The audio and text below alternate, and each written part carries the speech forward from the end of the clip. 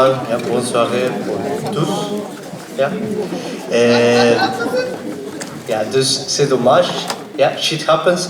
Dus I prepared actually a very interesting text in French, but I think I left it in the restaurant. So I'm going to talk very slowly in English. Is that okay for you? Yes. I think this was a yes. Thank you. Yeah, wonderful. So the first thing, I am actually totally, really happy that we could realize this event this evening. I cannot believe that Soumaya Ghezous is today here. That thanks of her, I come again in contact with an old colleague of myself, Imam Lechkar, which is the owner of the chair Fatima Mernissi at the VUB, the Vrije Universiteit Brussels. I can also not believe that I met for the first time Mariam Colli, professor of the Université Catholique Louvain-la-Neuve, Saint-Louis, Bruxelles, responsible of kind of certification of studies in gender and Islam. So, and first of all, I want to thank all the technicians today and also the people of VUB Crosstalks, namely Goedele Nuitens and Ine de Bok. So please a big applause for all of them.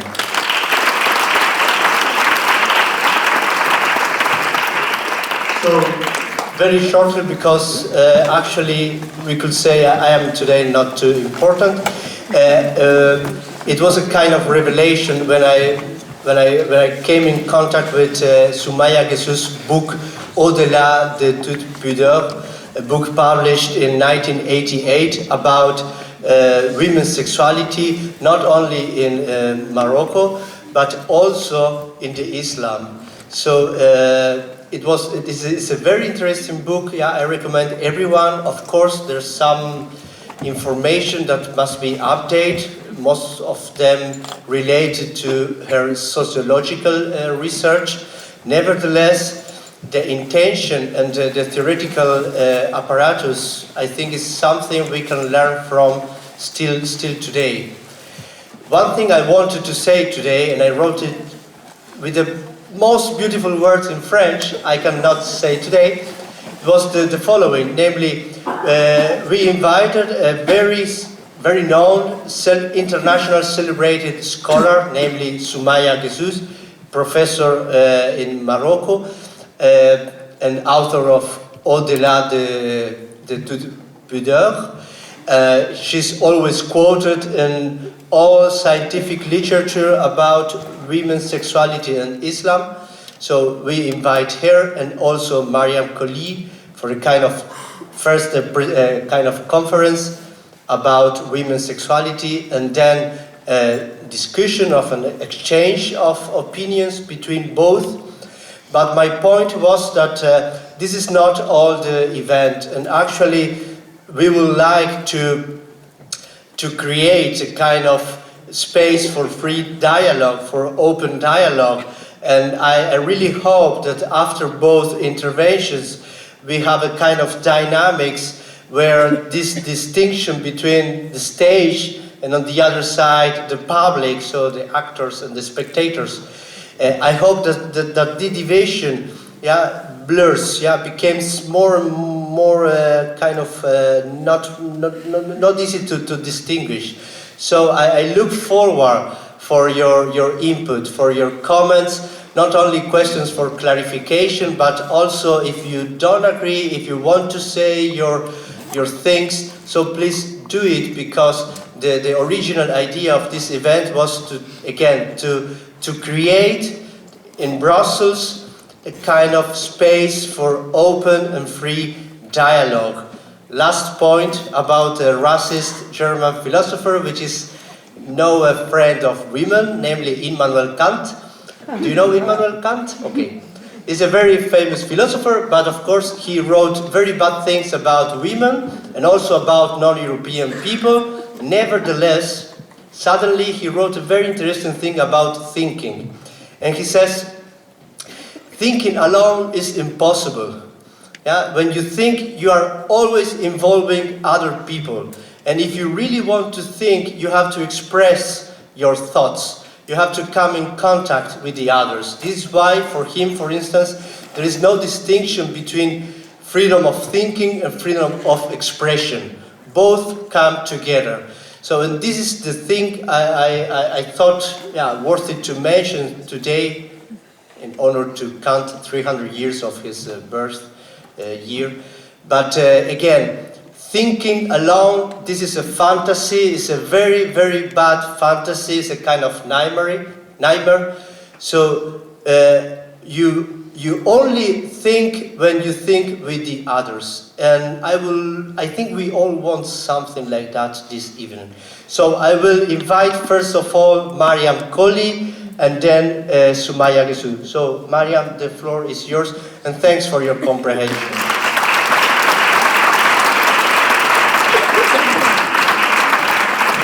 Merci d'abord d'être là, si nombreux. On n'attendait pas autant de monde en vérité, pour tout vous dire. Et puis, merci beaucoup aux organisateurs, à Emiliano, à Iman, à l'Espace MAC de nous permettre cette rencontre.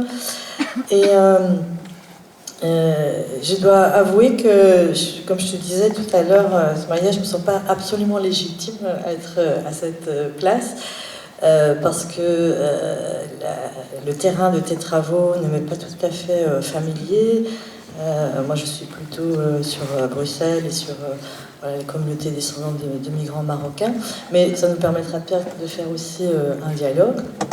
J'ai lu ton ouvrage et ce que je propose, c'est qu'on procède en deux temps. Que d'abord, on focus bien sûr sur ton apport et sur ici les quelques décennies d'observation, d'enquête empirique, de mobilisation dans une continuité entre investigation scientifique et engagement politique.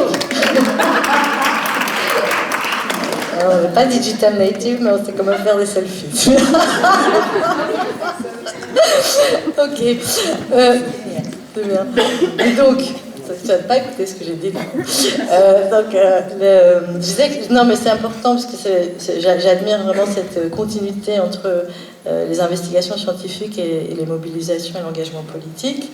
Et je pense que l'ouvrage phare, donc au-delà de toute pudeur, est déjà une sorte d'acte de bravoure à la fin des années 80. Parce que je t'écoutais en interview et tu disais, bon, j'étais un peu inconsciente, j'avais envie, j'avais une soif de découverte, et puis quand même aussi une colère, vouloir dénoncer les inégalités structurelles de genre, et donc bref, un cocktail un peu explosif qui t'a amené à écrire cet ouvrage qui est un best-seller, donc. Et donc il documente en fait avec une très grande richesse ethnographique des entretiens et des descriptions des réalités sociologiques, des rapports des femmes marocaines à la sexualité, mais aussi il y a une dimension exégétique puisqu'il y a un dialogue entre des pratiques et des lectures, des sources scripturaires qui sont consciente ou pas consciente, parce que tu dis parfois que bon, il y a certaines de tes interviewées qui n'ont pas forcément lu le Coran et tout ça, mais qui par socialisation traditionnelle ont apparemment été le dépositaire de transmission de préceptes et de prescrits.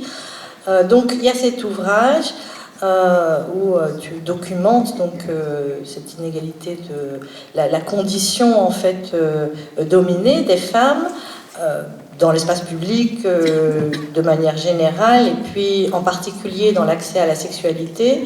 Ce que m'a frappé aussi, c'est que tu parles aussi à certains moments, mais je parle sous ton contrôle, d'une certaine internalisation de la condition de l'infériorité, c'est-à-dire qu'une acceptation, une conformation aussi avec...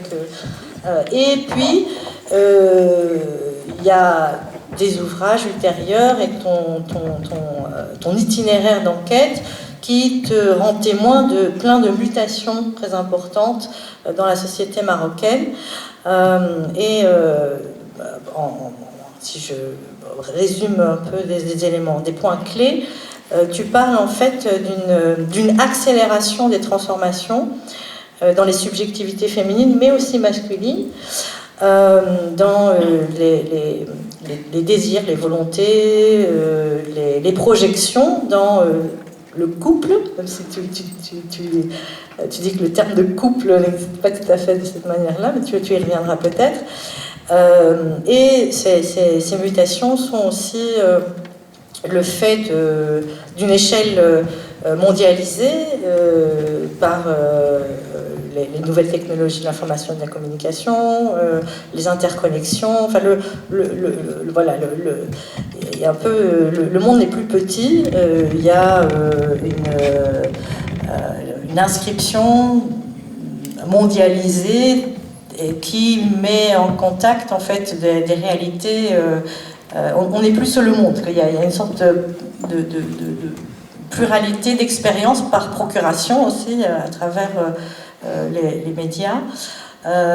Et ce que tu dis, quand je t'ai écouté à travers plusieurs canaux, c'est qu'il y a un décalage entre ce résultat de cette transformation de facto des comportements, des attentes, des subjectivités, un décalage entre ça d'une part et d'autre part les réalités d'ordre juridique. C'est-à-dire qu'il y a comme une vitesse VV prime dans les réalités sociologiques et puis une lenteur de la part des dispositifs juridiques à suivre en fait en fait il y a un problème de match, quoi. Ça ne matche pas en fait entre eux. Donc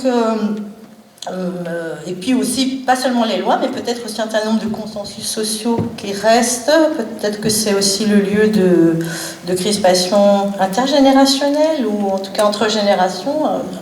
Donc, ce que je voulais proposer, c'est que on ait cette première partie où vraiment on revient sur ton travail depuis ce livre et puis les travaux ultérieurs qui ont mis en perspective et qui ont updaté un peu ces premières observations. Et puis après, quand tu auras terminé, on pourra peut-être, je pourrais peut-être moins partager avec toi un certain nombre de travaux contemporains avec des femmes musulmanes, cette fois, moi je dis maroc-céloises, en tout cas on est à Bruxelles, c'est des femmes musulmanes, souvent liées à l'histoire migratoire Maroc-Belgique, et je te proposerai une ou deux questions ou input pour avoir aussi ton regard dans une optique un peu transnationale. Merci beaucoup Myriam. Merci à tous, à toutes et à tous. Je vois que la salle est pleine, donc il y a vraiment un intérêt. Je remercie beaucoup l'assistance, femmes et hommes qui sont venus pour ce partage ce soir. Je remercie beaucoup l'espace MAC qui nous accueille, la VUB. Je remercie beaucoup Emilio, grâce auquel je suis là. Je pense qu'il s'est bien débrouillé parce qu'il n'était pas très chaud pour faire la présentation en français. Il a travaillé, il a préparé. Je crois qu'il a fait exprès d'oublier la feuille au restaurant. Et là, il est parti sur l'anglais. Et comme moi, je suis pas très fortiche en anglais, j'ai pas tout compris. J'espère qu'il a dit des choses intéressantes. Enfin, j'ai compris, en grosso modo. Merci beaucoup à Imen également. Myriam qui est là pour ce partage. Je voulais aussi remercier une amie, Fatiha Saïdi, qui a fait le contact, qui n'est pas là aujourd'hui. Elle est à Casablanca, elle est au Maroc, mais j'ai une petite tendre pensée pour elle. Voilà, je vous remercie et effectivement, je suis là pour vous entretenir, comme c'était le titre tout à l'heure, sur la féminité et sexualité en islam, hier et aujourd'hui. L'islam, bon, je vous apprends rien. سمحوا لي بعدا كان خصني نقول لكم السلام عليكم واش لكم بركه سعوده والله يجعل رمضان يدخل علينا جميعا بالصحه والهنا. Merci. Et donc l'islam c'est 14 siècles, comme vous le savez tous. Nous sommes 1,8 milliard de musulmans à travers le monde. Quand on parle d'islam, très souvent, dans les pays européens, on pense, surtout les pays qui reçoivent beaucoup de... Enfin, où il y a beaucoup de maghrébins, on pense que l'islam, ce n'est que les Arabes. Or, les Arabes ne représentent que 20% des musulmans. La majorité des musulmans sont asiatiques. Le pays où il y a le plus de musulmans, vous le savez, c'est l'Indonésie. Et quand on parle de pays arabes, ce sont des pays qui ont l'arabe comme langue officielle écrite. Ça, c'est juste un petit point de départ, parce que je sais qu'il y a beaucoup de confusion pour les gens qui ne sont ni maghrébins, ni arabes, ni musulmans, ni africains. Bon, ça se complique. L'islam, donc, a touché, est arrivé jusqu'en Afrique, jusqu'en Asie. L'islam existe également en Europe, hein. On a en Albanie, en Azerbaïdjan, en Bosnie, Bosnie-Herzégovine, au Kosovo et bien sûr en Turquie. Ça, c'est juste une petite introduction.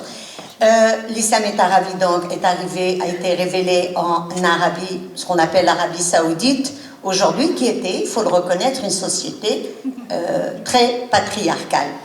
Et lorsque l'islam est arrivé, les historiens rapportent, c'est pas moi, que la condition des femmes n'était pas très avantageuse, d'autant qu'il y avait une pratique.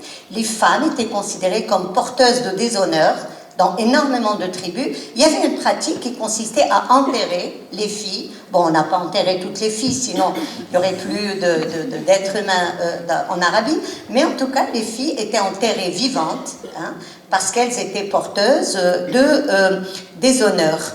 Et la polygamie était sans limite. Un homme pouvait avoir autant de concubines et de femmes qu'il voulait.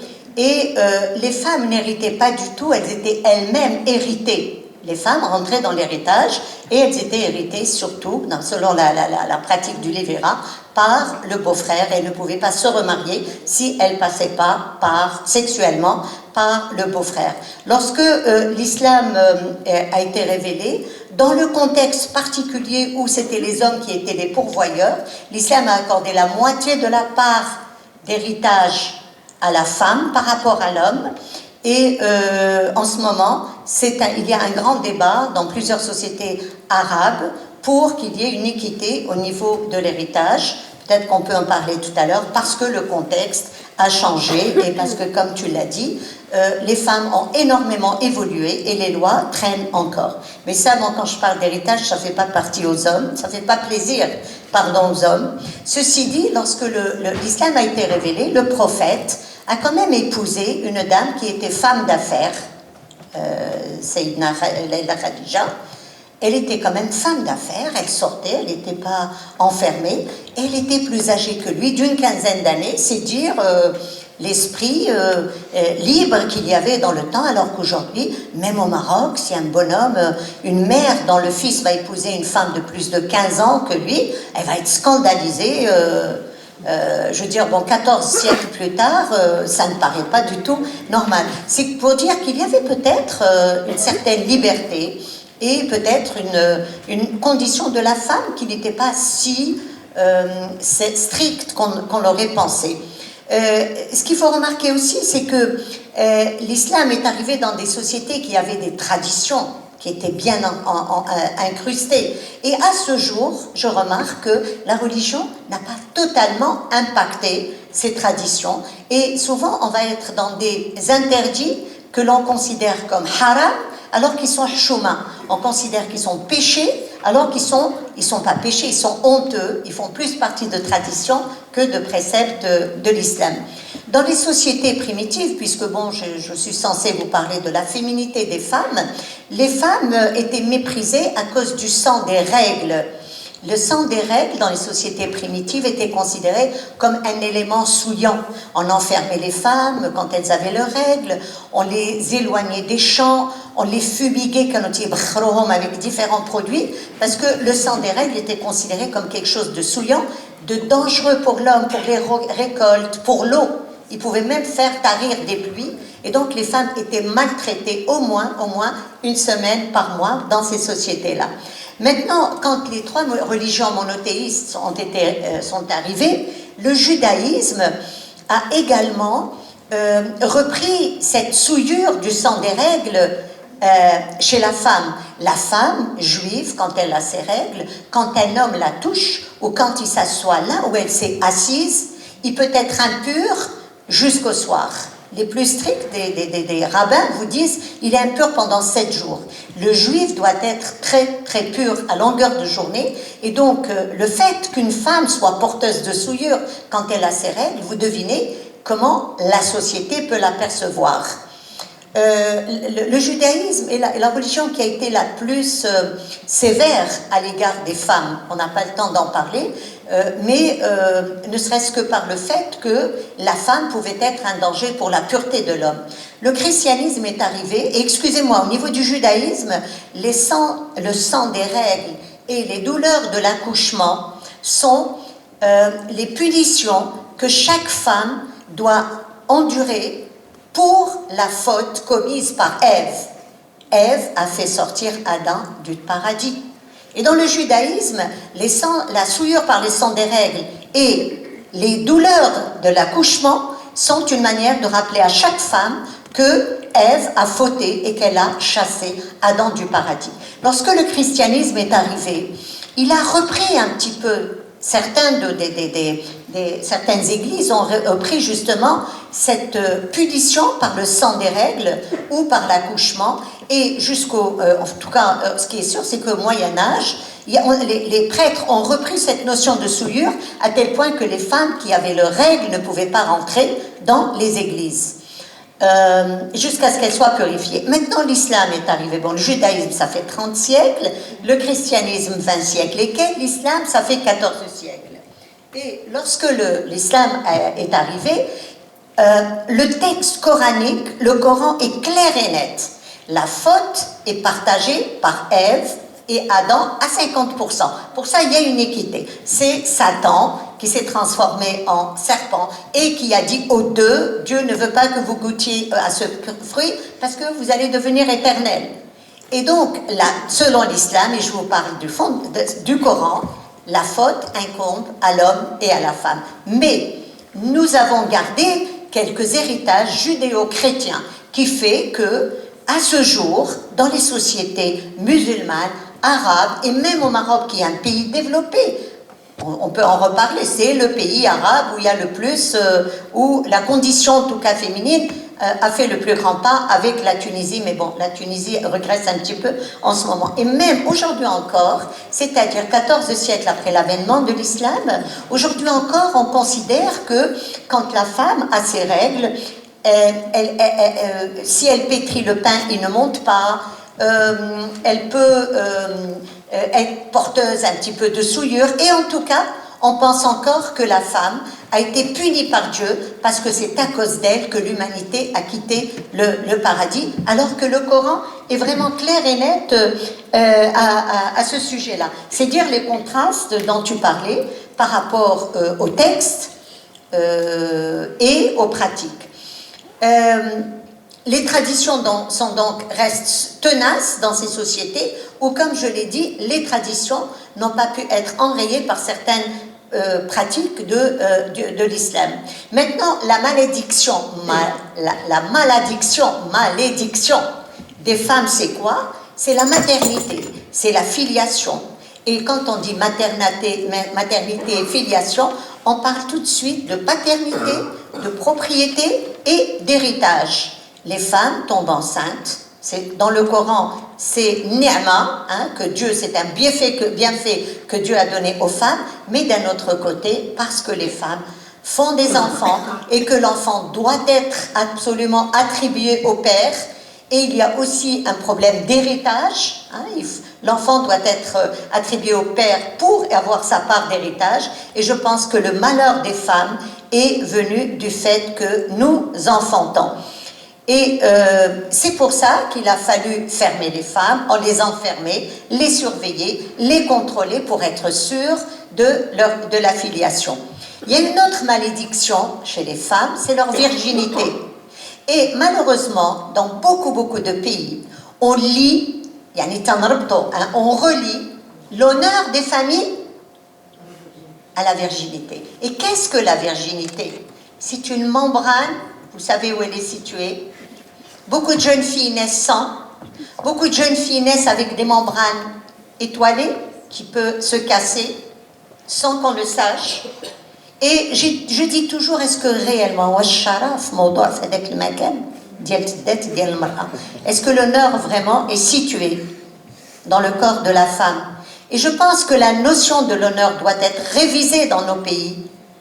L'honneur, c'est les valeurs, c'est le comportemental, c'est la citoyenneté, c'est l'éthique, c'est la piété, c'est trois, c'est l'iman, etc. Pourtant, on continue à lier l'honneur à cette partie du corps de la femme. Et donc, le déshonneur des familles et des hommes peut venir de ces filles et de leurs filles et de leurs femmes. Et quand il y a une grossesse illégitime, c'est le pire des déshonneurs qui peut arriver dans une famille. Avoir un enfant sans être marié, c'est la pire des malheurs, le pire des déshonneurs qui peut arriver, et c'est pour ça qu'il y a des crimes d'honneur. Aujourd'hui encore, il y a encore des crimes d'honneur qui sont tolérés dans certains pays musulmans, arabes. Au Maroc, alhamdoulilah, il n'y a pas de crime d'honneur, mais dans certains pays, notamment le Bangladesh, l'Inde, le Pakistan, la Turquie, l'Afghanistan, et il y a eu des cas qui ont été dénoncés également en Iran, au Yémen, en Égypte, en Jordanie, etc. Donc, le fait qu'il y ait ces crimes d'honneur prouve que la femme, on ne lui a pas encore donné toute la valeur qu'elle mérite. Parce qu'une fille peut avoir atteint toutes les réussites que vous pouvez imaginer, elle peut être performante, une bonne citoyenne, etc. Mais on va la juger à partir de cette membrane. Et on va voir tout à l'heure que cela pose un problème aujourd'hui, ces jeunes populations. Du temps du prophète, il semblerait qu'il y avait quelques équités. Et ces équités ont été, beaucoup d'entre elles, ont été complètement éliminées par de nombreux ulama, des religieux obscurs, qui n'avaient pas intérêt à ce que la moitié de la population vive de sa liberté. Ce qu'on remarque, c'est qu'au fur et à mesure, après la révélation, jusqu'au pratiquement 13e, 14e siècle, l'islam s'est durci, et les femmes ont perdu une grande part de leur liberté, et au fil des années, on nous a brimés jusqu'à il n'y a pas longtemps, et aujourd'hui encore, jusqu'à dans quelques pays encore. Je vous donne juste un exemple. Au Maroc, par exemple, la visite, l'accompagnement des femmes aux funérailles dans les cimetières a été considéré comme haram. Il n'y a pas longtemps, il y a peut-être 1 an et quelques, j'ai eu un grand problème parce que j'ai voulu accompagner une très grande dame, Aïcha China, une grande figure du mouvement associatif qui a été pionnière dans la protection des mères célibataires et de leurs enfants. On a voulu l'accompagner dans sa tombe et on a eu des problèmes avec des hommes qui nous ont dit haram. Alors certains nous ont dit haram, sortez, et d'autres nous ont dit mais vous pouvez avoir vos règles. Ça veut dire que si on a nos règles, il va y avoir la lecture du Coran, et ça c'est pas du tout dans le Coran. Et donc j'écris un article toutes les semaines, je suis chroniqueur dans le site d'information de 360 électronique. Je me fais un petit peu de pub aussi. Donc quand quelque chose m'énerve, j'écris. Et j'ai été voir donc, est-ce que c'est vraiment haram pour les femmes d'accompagner les funérailles dans les cimetières? Et j'ai même trouvé des hadiths, c'est-à-dire des dires du prophète, qui disent que les femmes doivent aller au cimetière. Vous voyez un petit peu comment les esprits obtus peuvent parfois faire dire au prophète et même au Coran des choses qui n'existent pas, seulement parce que ça peut servir leur intérêt. Il y a aussi un problème sur lequel nous militons en ce moment par rapport à l'héritage, c'est ta'sib. At-ta'sib. Après le décès du prophète, il y a des religieux qui ont décrété qu'une femme n'avait pas le droit d'hériter seule. Donc à chaque fois qu'une femme doit hériter seule, on lui colle des mâles. Ça s'appelle ta'sib. C'est-à-dire un homme, par exemple, un couple peut avoir 1, 2 ou 20 filles, 30 filles. S'ils n'ont pas de garçons et que le père meurt, les filles ne peuvent pas hériter seules, il faut que les frères du défunt entrent dans l'héritage. Et si c'est l'épouse qui meurt sans avoir laissé de filles, ses frères vont venir hériter. Et quand je dis hériter, qu'est-ce qui se passe? Si, par exemple, on va admettre que c'est la femme, l'épouse qui est morte, ses frères et sœurs vont venir hériter. Parce que ces filles ne peuvent pas hériter seules sans garçon. Et qu'est-ce qui se passe dans ce cas? Les héritiers demandent leur part, admettons qu'il n'y ait qu'une seule maison, où habitent le veuve et ses orphelines, ou la veuve et ses orphelines. Et ces héritiers vont déposer plainte au tribunal. Le tribunal va mettre à la porte le veuf et ses enfants, ou la veuve et ses enfants, pour que la maison soit vendue et que pour chacun des héritiers ait leur part. Et la part, elle est quand même du quart. Je ne sais pas si j'ai été claire. Ceci pour vous dire que cette histoire de Tassib, qui porte un très très grand dégât, c'est un très grand dégât, de grand dommage pour les veuves, les veufs et leurs enfants, n'a pas été dicté ni par le Coran, ni par le prophète. Maintenant, quelques paradoxes, puisque nous allons parler de sexualité, c'est que nous sommes d'accord pour dire que les trois religions monothéistes ont interdit les relations sexuelles hors mariage, que ce soit le judaïsme, le christianisme ou l'islam. Sauf que nous avons, dans les sociétés musulmanes, nous avons décidé que l'interdit religieux s'applique aux femmes et aux hommes s'applique la tradition. Et donc, vous allez essayer de me dire comment résoudre cette équation mathématique que je n'ai jamais réussi à résoudre. La valeur des hommes arabes, musulmans, c'est leur virilité. Le célibataire, sa valeur, c'est sa virilité. Mais la valeur des jeunes filles, c'est leur virginité. Je ne sais pas comment il faut faire. Moi, je n'ai pas la solution. Mais il y a quelque chose qui ne va pas dans ce truc. Un jeune homme à qui vous dites « tu es vierge », vous le méprisez. Il est humilié. Je vous donne un exemple. Par exemple, mes étudiants à la fac me disent « ouais, madame, les filles marocaines, elles sont devenues dépravées, elles font l'amour avant le mariage, blablabla. Bla, bla. Parfois, ouais, elles sont devenues des prostituées. » Je dis « bah oui, peut-être. Ok. Toi, tu es mariée? Non. Tu es vierge? Ça va pas, madame, moi je suis un homme. Ah bon? Mais tu es musulman? Oui. Et que dit l'islam? Ah non, les hommes c'est des traditions.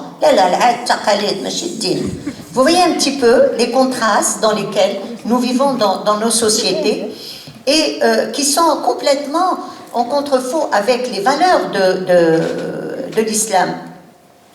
Les mères encouragent les garçons à l'expérience sexuelle, sinon on va se moquer de lui. Mais en même temps, elles contrôlent les mères et les pères. Et les frères contrôlent les sœurs pour qu'elles n'aient pas de relations sexuelles. Donc ici, il ne s'agit pas de faire l'apologie, de se faire déflorer, de faire l'amour avant, après, pendant le mariage, etc. Le problème n'est pas là, ce n'est pas du tout mon propos. Chacun fait ce qu'il veut de son corps selon ses convictions. Mais moi j'analyse ces contrastes qui fait que la relation homme-femme ne peut pas être basée sur la confiance. Et que très souvent, on va utiliser la religion quand ça arrange. Et la tradition, donc, quand ça arrange. L'adultère, l'adultère est interdit par les trois religions monothéistes. Mais on admet qu'un homme peut être adultère. Dans nos familles, dans nos sociétés, hein, quand un homme est adultère, voilà, c'est un homme. Ouais, les hommes, il est comme ça. Dieu l'a créé avec une puissance sexuelle explosive. Il ne peut pas se passer de ça. Puis c'est un homme, c'est pas grave. Mais quand c'est une femme, elle est damnée à vie. Elle est rejetée par ses propres parents, par ses enfants, etc. Et pourtant, la religion interdit l'adultère, la fornication, et pour l'homme et pour la femme. Et c'est pour ça que le fait de dire oui, Dieu a créé l'homme, c'est explosif, il ne peut pas se passer, ça légitime la polygamie. Et même quand il y a, je vous assure que même dans nos pays, je ne parle pas du Maroc seulement, quand il y a l'homme adultérin au tribunal, quand il y a un flagrant délit, les juges sont toujours tolérants avec lui. Parce qu'on dit il n'était pas satisfait sexuellement par son épouse. Et donc le pauvre, il a été péché parce qu'il ne pouvait pas faire autrement. Quand c'est la femme, vicieuse, Vous voyez? Et très souvent, les femmes s'en sortent avec des jugements du tribunal beaucoup plus sévères que les hommes. J'ai parlé de la polygamie. Au Maroc, ce n'est plus du tout un phénomène. Il y a moins de 0,5% de foyers polygames. Moins de 0,5%. Donc ce n'est plus du tout un phénomène. Mais ça devrait quand même être aboli. Et c'est ce que nous demandons. Donc, à travers les siècles, les femmes ont été éliminées complètement du champ religieux. Alors que, par exemple, Aïcha, épouse du prophète, elle n'était pas les seules, pouvait expliquer le Coran, lire le Coran, etc.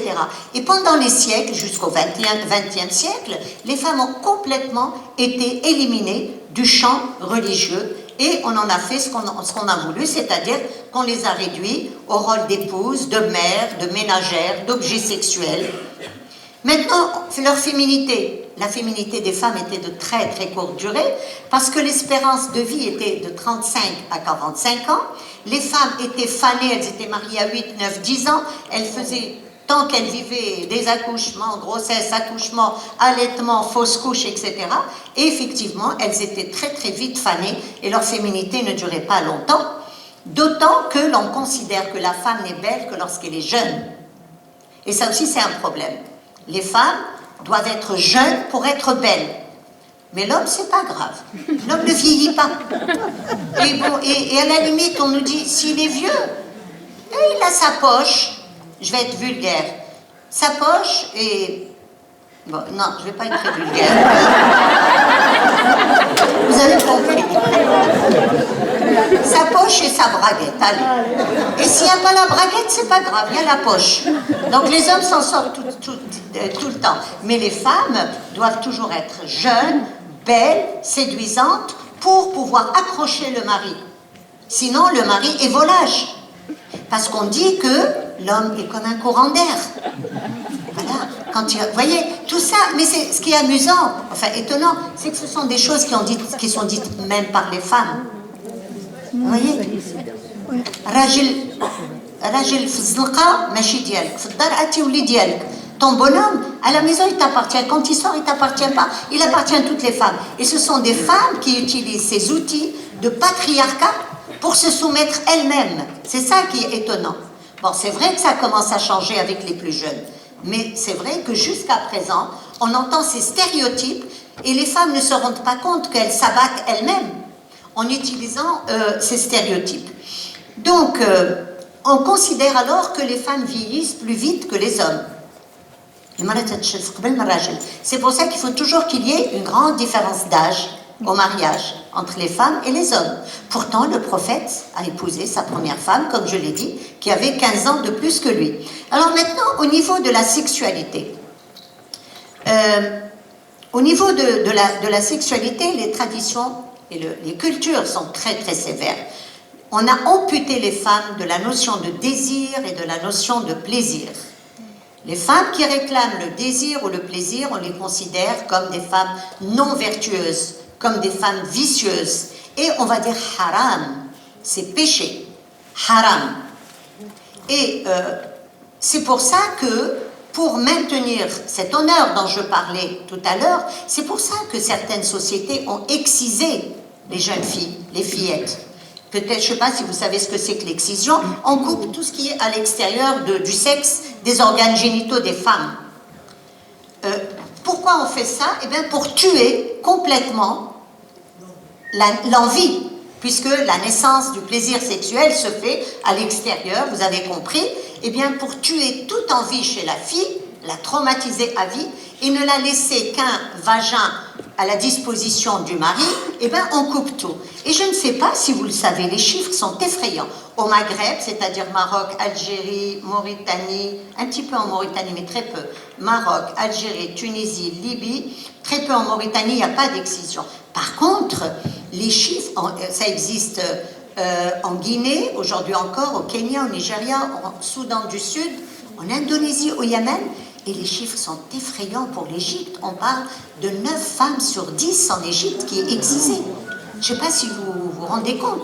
Aujourd'hui, l'excision en Égypte Ce que les féministes et les médecins ont réussi à faire, c'est de faire passer l'excision par les centres hospitaliers pour éviter toutes les infections, etc. Mais les chiffres sont effrayants. Pourquoi on le fait? Eh bien, tout simplement pour maîtriser la sexualité des femmes, les conserver vierges jusqu'au mariage, tout simplement. Et ça n'a rien à voir avec l'islam. Pourtant, en Égypte, quand vous parlez avec des Égyptiens, ils vous disent c'est Dieu, c'est le prophète. Il n'y a aucune trace, ni dans les dires du prophète. Allez voir Muslim, allez voir Bukhari, vous allez chercher à la loupe le Coran, style Hizb, aucune allusion à l'excision. Maintenant, je vais vous faire un aveu. J'étais étudiante, je préparais mon doctorat en 1984 et je voulais travailler sur la sexualité des femmes marocaines. C'est le livre dont Emiliano a parlé. Et j'ai été chercher dans le Coran, dans les hadiths, les arguments pour dire que l'islam a complètement étouffé le plaisir féminin. C'était les arguments que je cherchais parce que je suis marocaine, je suis née dans ce milieu où on se dit qu'une femme n'a pas droit au plaisir, que c'est haram, que si une femme se remarie quand son mari mort, elle est vicieuse, que si la veuve ou la divorcée se marie, elle ne cherche que le sexe, il n'y a rien d'autre. Elle cherche rien d'autre que le sexe. J'ai été moi-même élevée par ce discours surtout féminin qui interdit justement, qui ampute la femme de ce plaisir. Et donc j'ai été chercher dans le Coran et j'ai été très très très étonnée. Mais si j'ai été surprise. Des fois je lisais des textes sur j'avais honte de moi-même, je me disais waouh tout ça. Et je vous assure que c'est une véritable sexologie que vous pouvez découvrir à travers Internet. Il y a énormément de textes qui sont traduits et qui font justement l'apogée du plaisir sans aucune honte, véritablement. À commencer par le Coran qui vous dit « Il a créé de vous, pour vous des épouses, pour que vous viviez en tranquillité avec elles, et il a mis entre vous de l'affection et de la bonté. » Quand on monte une femme en considérant, excusez-moi, je suis vulgaire, quand on la monte et on redescend, quand un homme monte une femme et redescend après avoir tiré son plaisir, c'est pas ce que Dieu dit, enfin ce que le Coran dit. C'est tout simplement des viols. Et quand les femmes n'ont aucun plaisir, eh bien, elles vivent leur intimité conjugale comme un viol. Le Coran glorifie le plaisir sexuel pour les hommes et pour les femmes. Et c'est ça qui était intéressant que j'ai découvert. C'est un ornement nécessaire de l'existence des musulmans. L'interdiction, alors il y avait une interdiction de copuler pendant les règles. Par exemple, bon, on va vous dire haram. Quand la femme a ses règles, son mari doit s'en éloigner. Haram, c'est péché. Et on a des hadiths, des dires de prophètes qui sont authentifiés, qui vous disent que la femme du prophète, Aïcha, disait: le prophète mettait un linge à l'entrée de mon vagin pendant que j'avais mes règles, et ça donnait à d'autres formes de plaisir.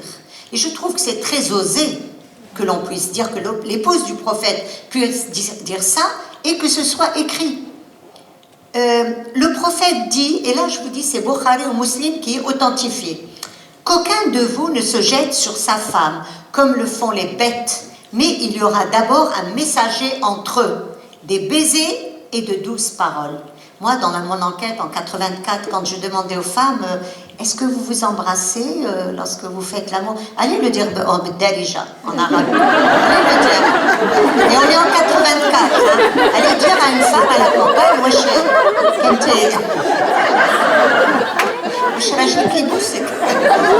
aujourd'hui ça passe. On peut le dire en français, est-ce que ton mari, mais allez le dire en 84. Donc je tournais autour du pot.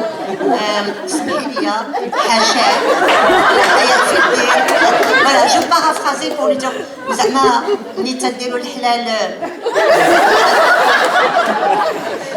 aujourd'hui on peut le dire ouvertement. Mais en 84, c'était très compliqué. Et très, très souvent, la majorité des femmes me disaient non. Je vous assure, elles me disaient non. Beaucoup de femmes me disaient non.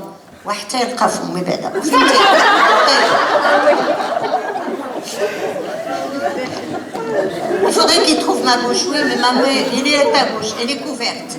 Vous voyez un petit peu. Elle relève et puis elle redescend. Et c'est pas ça l'islam. Et au nom de l'islam, c'est ça qui est intéressant. Elle vous dit c'est ça, les femmes, le prophète a dit, que c'est comme ça que devraient copuler les femmes, qu'elles ne copulent que pour faire des enfants. Le christianisme et le judaïsme revendiquent la modération dans l'acte sexuel. Il faut que ce soit modéré, le christianisme et le judaïsme. L'islam recommande le plaisir parce qu'il est indispensable à l'âme. Il n'y a aucune modération qui est annoncée par le Coran, bien au contraire. Je peux vous lire des textes jusqu'à n'en plus finir. Ce qui est intéressant, c'est que ces discussions sur l'islam, elles avaient même lieu lors des prêches du vendredi. Salat al-Jumu'ah, sans honte, pendant les prêches du vendredi.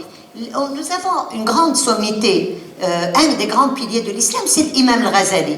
Et l'imam al-Ghazali, dans les prières du vendredi, il faisait des prêches. Allez, vous pouvez tout trouver sur Internet. Mettez sexualité, imam al-Ghazali, et vous trouverez ça. Vous trouverez tout ça. Aujourd'hui, il est très facile d'aller à la source. Qu'est-ce que je peux, par exemple, et même le Ghazali disait que si l'âme n'est pas satisfaite sexuellement, elle se refuse au travail et devient triste. C'est la dépression nerveuse par la frustration sexuelle, c'est tout. Il y a 14 siècles, un petit peu moins. Les jeux de l'amour sont considérés comme haram par les Marocains. Nous avons fait une étude sur le viol conjugal avec le Dr Ksusheki, sur le viol conjugal au Maroc. Et beaucoup de femmes viennent nous voir dans les associations pour dire « je suis violée ». Et quand on pose la question, etc., en fait, ils ne la violent pas, mais ils demandent avec insistance certaines pratiques. La fellation, par exemple, voilà, qu'ils demandent avec insistance. Et la femme se sent violée, dans sa décence, alors que c'est quelque chose qui est permis par l'islam, qui est même encouragé, dont le prophète a parlé, et on a mis dans la tête des femmes que tous les jeux sexuels pendant l'amour sont haram. Je vais essayer de vous lire un petit texte.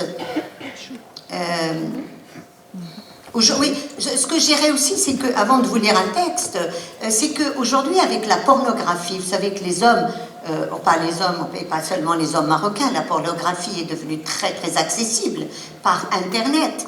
Et il y a beaucoup de vues, que ce soit les femmes, mais surtout hommes. Par exemple, dans les pays arabes, le deuxième mot qui est recherché sur Google, c'est le mot sexe.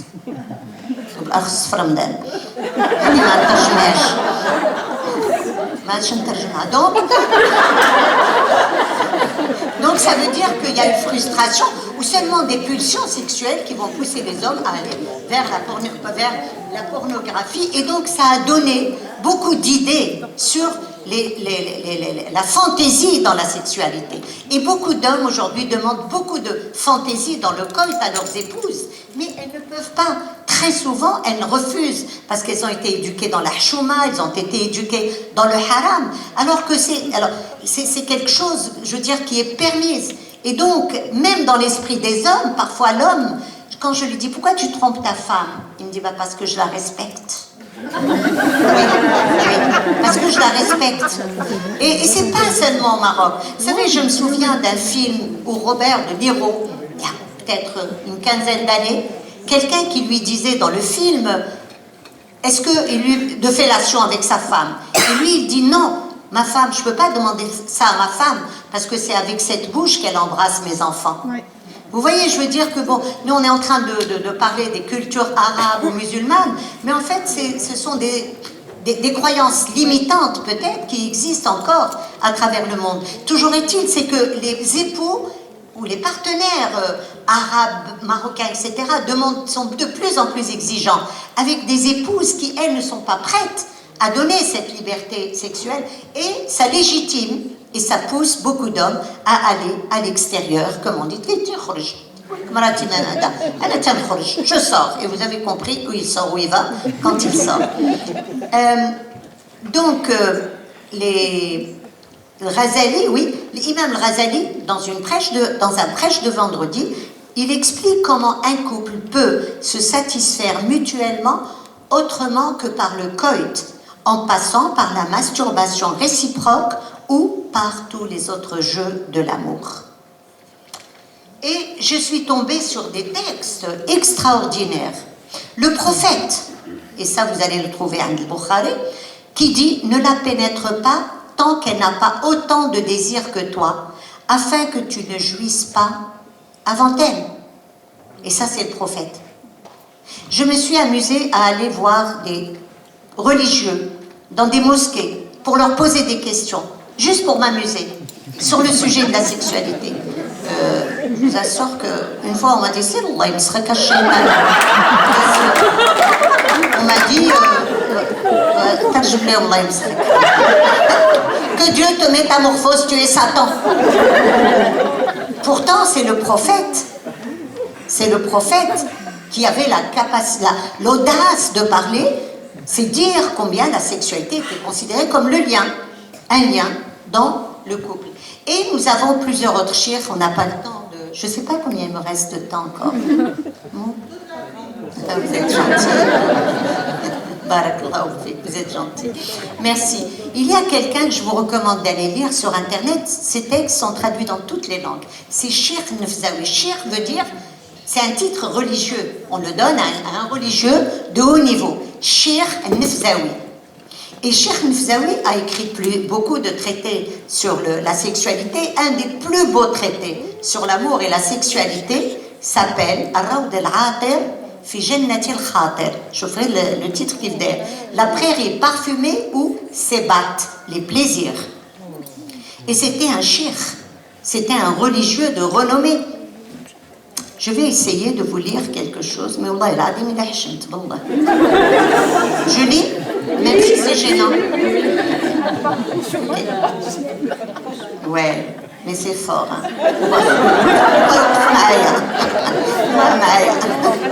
Alors, Cheikh Nefzaoui dit, vous badinez tous les deux de toutes les façons possibles, celles capables de susciter des sensations agréables, comme les baisers, les morsures, la succion, l'humectage, l'embrassement, la pression, afin que la femme se sente portée naturellement et avec agrément à la conjonction.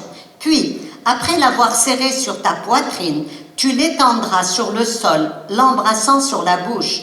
Tu feras varier à ce moment les jeux de l'amour, chevauchant sur ses cuisses, sur les sommets de ses fesses, baisant sa touffe, secouant le sommet de ton instrument entre les deux lèvres de la partie chaude. Zid. J'avance ou je m'arrête? Je vous assure que c'est hard. Oui, c'est ça.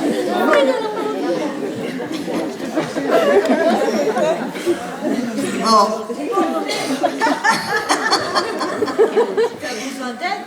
Tu veux lire, ça me ferait plaisir.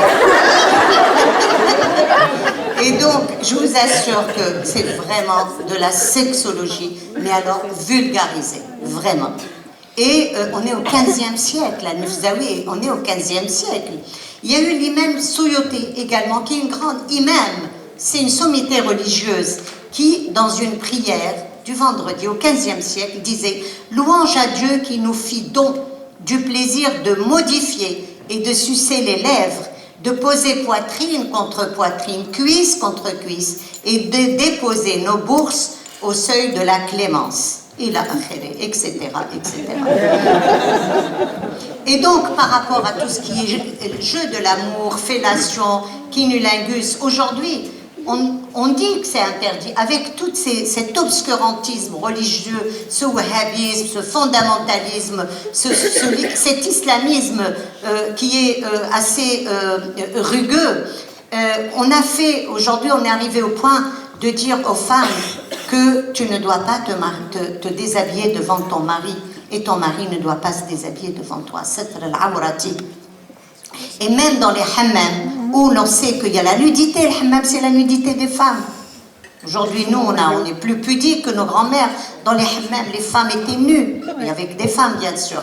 Aujourd'hui, on est arrivé à dire aux femmes, tu dois rentrer au hammam, au moins avec une culotte. Et si parfois tu es en string, tu auras des femmes pour te dire, bon, c'est quoi ça? Pourquoi tu fais du nudisme, alors que vous avez des hadiths où Aïcha, l'épouse du prophète, disait on se prenait notre bain tous les deux nus, etc., etc. Écoutez, je peux vous en citer pendant des heures et des heures, mais ce qui est important, c'est que, oui, j'ajouterai ceci, pardon, que l'imam Aqil, au XIIe siècle, insistait sur la permission pour l'homme d'embrasser le sexe de la femme, et vice-versa, ce qui veut dire que ni le cunnilingus, ni la fellation n'est interdite. Maintenant, ce qui est dommage, c'est qu'on en arrive là, et ce qui est dommage, c'est que l'on ait vraiment limité cette liberté dans le couple. Maintenant, tout ce que j'ai dit là, bien sûr, c'est dans les relations conjugales. On est d'accord. Nous sommes dans les relations conjugales puisque l'islam, comme les 3 autres religions monothéistes, interdit donc la sexualité hors du mariage. Maintenant se pose un problème. Nos populations sont très jeunes. Je vous donne un exemple. Par exemple, par rapport au Maroc, de toute manière, toutes les populations arabes, musulmanes, sont très jeunes. Au Maroc, par exemple, c'est 75% des Marocains qui ont moins de 40 ans. 43% ont moins de 25 ans.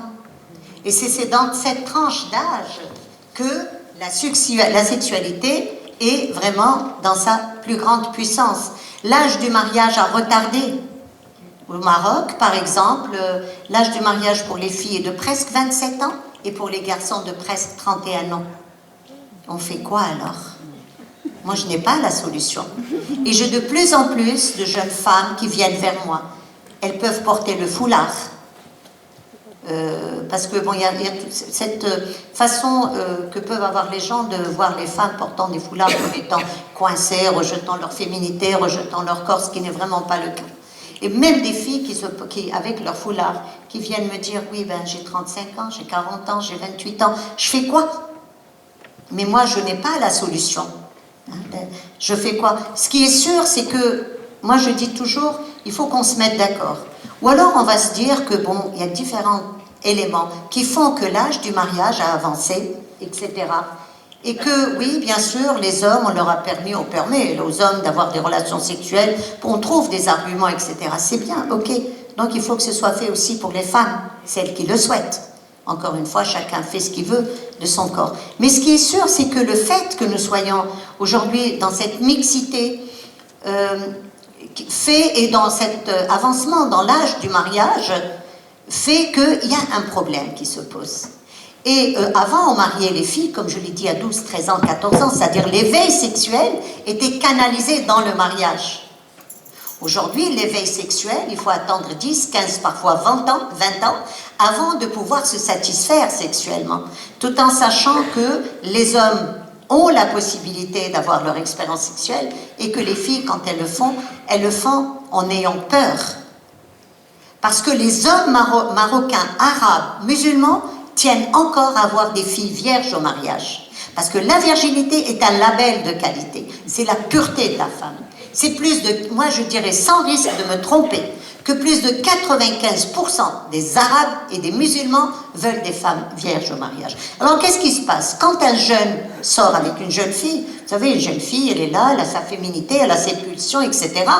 Elle rêve d'amour. Toutes les jeunes filles aujourd'hui rêvent d'amour. Il y a Internet, les réseaux sociaux, il y a les films, etc. Et les films que l'on voit parlent toujours de l'amour, ils subliment l'amour. Toutes les filles rêvent du prince charmant. Et elles sortent parfois de plus en plus. On n'a pas de statistiques parce qu'une fille ne vous dira pas « oui, j'ai des relations sexuelles ». Les filles mentent beaucoup. Ça se comprend parce qu'elle a peur. Le garçon, si vous lui demandez, il a 15 ans, vous savez, les hommes, ils friment beaucoup hein, aussi. C'est pas toujours bon. Mais le garçon de 17 ans, vous lui dites « oui, bien sûr, oui ». À 25 ans, mais oui, je ne fais que ça. Et son éducation fait qu'il va être à la recherche, non pas de la qualité dans la relation sexuelle, mais de la performance, de la quantité, de la performance. Et donc, les jeunes filles, on est face à des jeunes filles qui, aujourd'hui, elles peuvent être rurales, citadines, sortent avec des jeunes hommes qui leur chantent l'amour, etc. Et qui vont, au bout d'un moment, lui dire « tu sais, je t'aime ». mais tu sais, moi je suis un homme, hein, toi tu es vierge, moi je ne peux pas rester sans. Parce qu'on lui dit que tu ne peux pas rester sans. Parce qu'on le dit dans nos cultures qu'un homme, un jeune homme, qui n'a pas d'exercice sexuel, c'est grave. Il peut tomber malade. Parce que le sperme qui n'est pas évacué, il remonte à la tête. Il le rend un peu faux. Il lui fait sortir des boutons du visage. Je vous assure. Et ce sont les mères qui disent ça. Vous voyez ? Ce sont les mères, au lieu de purifier tout ce langage, de l'assainir, c'est elles qui maintiennent ces outils du patriarcat. Et alors, le problème, c'est ça, c'est que beaucoup de filles se donnent. Ce n'est pas de l'hypocrisie. Lorsque je suis, je vais dire, en Occident, et que j'en parle, on me dit c'est de l'hypocrisie. Non, c'est de l'accommodement. On est dans une société stricte, avec la relation sexuelle des filles hors mariage, donc les filles, elles font comme elles peuvent. Hein? Quand elles n'arrivent pas à s'abstenir, elles vont utiliser le hila, mais c'est même pas le hila. C'est, je ne sais plus comment l'appeler, mais elles vont essayer de s'adapter. Donc, elles vont sortir avec des hommes en essayant de garder leur virginité. Elles vont se donner, mais pas, elles vont se donner pas en se faisant déflorer. Si jamais elles se font déflorer, aujourd'hui, dans nos pays, on peut se faire recoudre chez le médecin. Vous le savez peut-être. Ok. La fille va chez le médecin, il la recoud. Sinon, les Chinois sont venus au secours de ces jeunes filles. Les Chinois ramènent des produits. Alors, vous avez un produit qui coûte 10 € et un autre 40 €. Celui de 40 €, il est plus fiable que celui de 10 €. Et juste avant la défloration, dans la chambre nuptiale, la fille met, donc c'est une bulle pleine de sang, et elle donne du sang à son mari. Voilà, une fois qu'il la pénètre, il y a du sang qui coule. Voilà. C'est une situation quand même qui n'est pas très saine, mais les filles n'ont pas le choix. Parce que le problème, c'est quoi? C'est que les jeunes hommes, quand ils chantent l'amour, en dehors du mariage, ils sont très modernes. Je t'aime, je ne peux pas rester sans, et toi aussi tu en as besoin. Et si tu ne fais pas ça avec toi, je vais te tromper, blablabla. Bla bla. Et donc, elle se donne, et quand il veut se marier, il va chez sa mère, il va demander à sa mère de ramener une fille de bonne famille. Ça commence à changer aujourd'hui. Il faut dire que les jeunes hommes, aujourd'hui en tout cas au Maroc, ça commence à changer, la sexualité s'exerce. Madame, vous dites non, pas ici. Madame, vous dites non, pas ici. Oui, oui. Imaginez qu'un jour, il y a quelques 10 à 12 ans, j'ai reçu une délégation des médecins, des femmes médecins qui sont venus de Hollande, parce que je travaille avec la société civile en Hollande, qui sont venus à Casablanca pour me demander si je leur conseillais de faire l'hyménographie, je crois qu'on l'appelle comme ça, qui sont venus spécialement, ils étaient 4 à Casablanca, pour poser une question. Ils avaient beaucoup de demandes de jeunes filles pour se faire recoudre. Est-ce que éthiquement, on peut le faire ou pas? Or, c'est difficile de répondre à cette question, parce que cette fille qui va aller au mariage non vierge, c'est toute sa vie qui va être gâchée. C'est ça le problème. Alors qu'est-ce qu'on fait? On est dans l'hypocrisie et on sauve une fille, tout en se disant que il y a tout un contexte qui la pousse, ou alors on la laisse aller à sa perte. Et alors aujourd'hui, et peut-être que je vais arrêter sous peu, aujourd'hui on se rend compte que certaines personnes, certains hommes, je dirais même certains ulama, ont trouvé des dérogations. Vous savez qu'en islam, il n'y a pas de clergé. En islam, vous connaissez l'expression. En islam, nous sommes connectés directement à Dieu. Il n'y a aucun intermédiaire. Sayyidina Mohammed, le prophète, n'était qu'un messager. Le christianisme, il y a le clergé. Peut-être en Iran, bon, il y a un semblant de clergé avec les ayatollahs. Je ne veux pas le dire. Un vrai clergé. Elle est iranienne, moi, elle peut le dire. Elle a marqué des machakil. Je n'ai pas de problème. Oui, il y a un clergé, effectivement, avec les ayatollahs. C'est les chiites. Mais chez les sunnites, il n'y a aucun clergé. On est connecté directement à Dieu. Alors, donc, il se trouve qu'il y a une université au Caire, en Égypte, Azhar, qui est là depuis, si je me trompe, depuis fin 19e siècle, mais je ne suis pas sûre, contrôler l'information. Mais comme dans cette université, ça a été l'université qui a eu beaucoup de religieux qui ont pu faire des études. Voilà. Et donc, elle s'est un petit peu imposée dans le monde musulman, un petit peu comme un clergé. Et certains religieux de l'université Al-Azhar font des fatwas, c'est-à-dire ils prennent des décisions, voilà, au nom de l'islam, soit des interdits, soit des permis. Et ces religieux, au niveau de l'Azhar, parmi eux, certains ont décrété que l'homme et la femme pouvaient avoir des relations sexuelles, mais pas avec le mariage classique selon le Coran. Pour le Coran, pour qu'il y ait la levée du tabou sexuel, le mariage, il faut qu'il y ait lecture de Coran, le Fatiha, il faut qu'il y ait zrarit, la publicité plutôt, la publicité, l'ishar, il faut qu'il y ait la publicité, pourquoi? Pour que tout le voisinage soit témoin, parce qu'il n'y avait pas d'acte écrit. Il faut qu'il y ait des témoins et il faut qu'il y ait un douer, sdak, c'est-à-dire, parce que chez nous il n'y a pas de dot, la dot c'est l'homme, la femme qui la donne à l'homme, chez nous c'est un douer, c'est l'homme qui ramène quelque chose. Il peut être symbolique. Il peut être symbolique, un douer symbolique. Et donc, ça c'est le vrai mariage, et l'intention du mariage. Or, le problème sexuel qui se pose aujourd'hui avec cette jeunesse qui a envie d'avoir une relation sexuelle et qui n'a pas peur de la loi, parce que vous savez qu'il y a les pays pénalisent les relations sexuelles hors du mariage. Les pays musulmans, arabes, pénalisent les relations sexuelles hors du mariage. Or, les jeunes n'ont pas peur de la loi, ils ont peur de Dieu. Et ils demandent aux religieux de leur trouver des dérogations. Et certains religieux ont trouvé zawaj al-mut'a, d'autres types, zawaj al-misyal, d'autres types d'unions de mariage. Les sunnites, ça se passe en Tunisie, il y en a au Maroc, en Algérie, en Égypte. Zawaj al-mut'a est permis, il a été permis par Rafsanjani en Iran. Zawaj al-mut'a, c'est quoi pour ceux qui ne le savent pas? C'est par exemple un homme qui est en voyage. Et comme il ne peut pas se passer de sexualité, il va se lier avec une femme. Il va trouver une femme et il va lui dire, voilà, on va se marier pour 4 heures, pour 5 jours, pour 1 mois. Il va lui donner un petit douer et c'est un CDD. C'est l'hiver. Et puis voilà, il copule. Vous voyez un petit peu comment on trouve les dérogations. Et Zawaj al-Mut'a, cette union a été halalisée, rendue licite par certains religieux de l'université Al-Azhar du Caire. Et alors, voilà comment ça se passe. Vous allez dans je suppose un bureau de tabac ou la librairie, vous prenez un formulaire. Souvent, très très souvent, c'est l'homme qui le prend. Il le remplit, il signe, la femme signe, il demande 2 témoins parmi ses amis, et c'est surtout les étudiants qui font ça. Après, ils vivent ensemble. Très souvent, la fille, ses parents ne sont pas au courant. Mais s'ils sont au courant, l'homme n'a aucune obligation vis-à-vis de la femme.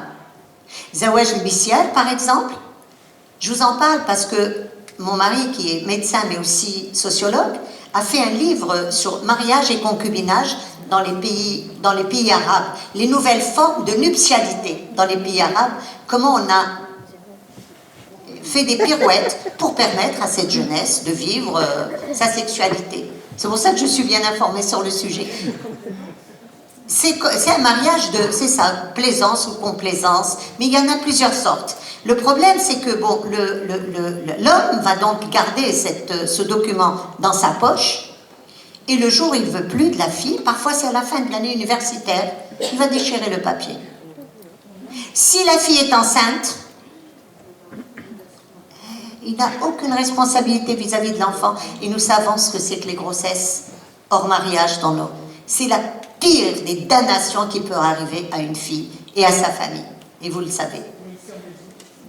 Oui, ça doit être pareil, ou peut-être même pire, parce que les gens vivent en diaspora, donc il n'y a pas l'anonymat, c'est sûr. Et donc, voilà, il y a eu d'autres formes, oui, à tel point à tel point qu'il y a eu un alim, un religieux de Azhar, qui a décrété ceci. Il a dit que une jeune fille, si elle se repentit, elle peut aller se faire recoudre avant de se marier de façon religieuse. Et elle peut ne pas le dire à son mari, mais si elle se repentit. Vous vous rendez compte dans quelle salade on se trouve? Et aujourd'hui, nous avons beaucoup de jeunes, même au Maroc, en Tunisie, il y en a eu beaucoup pendant le printemps arabe, des jeunes, un homme qui vient vers une femme et qui lui dit « Je veux t'épouser, mais on ne peut pas avoir d'acte de mariage. Je vais t'épouser à la sunnatillah wa rasouli. » Alors qu'est-ce qu'il fait? Il se met avec elle, bon, ils vivent ensemble, et avant, il fait, je dis à l'arqat, il prie, et il lui dit « Zawajtuka bi nafsi amam Allah » je t'épouse face à Dieu. Ils consomment et ils restent ensemble le temps qu'ils veulent. Jusque-là, il n'y a pas de problème. Si la fille est consentante, il n'y a pas de problème. Mais quand elle tombe enceinte, là, c'est un problème. Là, il disparaît. Et nous avons eu beaucoup de jeunes filles qui ont enfanté dans ce cadre-là, et également des étudiantes. Alors, en conclusion, que voulez-vous que je vous dise? En conclusion, le monde a changé effectivement. Aujourd'hui, nous avons une réalité, c'est l'avancement de l'âge du mariage. Nous avons une jeunesse qui est là, qui aime, qui veut écouter son corps, etc. Mais les lois ne suivent pas et il n'y a pas de débat serein. Vous savez, dès que vous parlez de ces sujets, on vous traite de kafra billah.